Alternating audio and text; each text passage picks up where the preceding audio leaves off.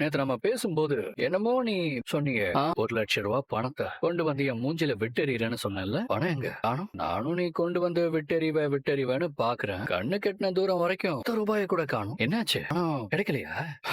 ஐயோ பாவம், எங்க எவங்கிட்ட கேட்டாலும் ரூபாய கூட நகட்டி இருக்க மாட்டானுங்களே. ஆனா நான் இப்ப நினைச்சு 5,00,000 ரூபாய 5 நிமிஷத்துல என் அக்கவுண்ட்ல கிரெடிட் ஆக வைக்க முடியும். அதாண்டி திமிரு, ஆம்பளை திமிரு. சம்பாதிக்கிறேங்கிற திமிரு. ஆம்பளை தான், பொம்பளை தான். சரி, இப்ப கூட உனக்கு ஒரு சான்ஸ் தரேன். ஒழுங்கு மரியாதையா என் கால்ல விழுந்து என் ஷூவை உடைச்சு என்கிட்ட மன்னிப்பு கேள். போனா போதுன்னு விட்டுடுறேன். துடைக்க மாட்டேன்ல? அப்ப நீ திருந்தல. இன்னும் திருந்தல.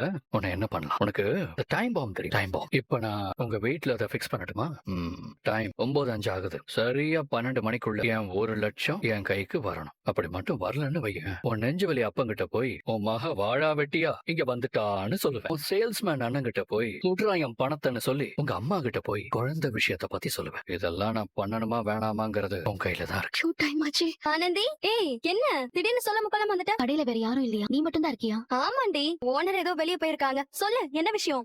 என்னாச்சு ஆனந்தி? ஏன் ஒரு மாதிரி பதட்டமாவே இருக்க? ஒண்ணும் இல்ல குணா.